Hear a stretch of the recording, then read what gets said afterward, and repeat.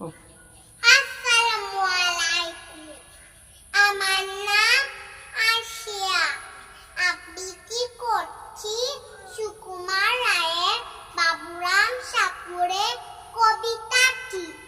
বাবুরাম সাপুড়ে, কোথায় যাস?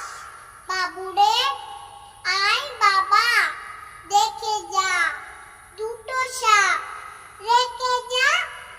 যে সাপের চোখ নেই, শিং নেই, নখ নেই, ছুটে না কো, হাঁটে না, কাউকে যে কাটে না, করে না